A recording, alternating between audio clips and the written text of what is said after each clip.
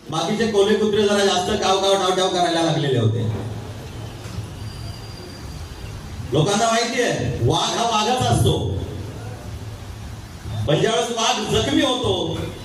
राजरत्न आंबेडकर साहेब यांच्या आणि भाईंच्या नेतृत्वाखाली आज आपल्याला भगवान गौतम बुद्ध, महाराष्ट्राचे आराध्य दैवत छत्रपती शिवाजी महाराज, बाबासाहेब आंबेडकर, त्यांचे बंधू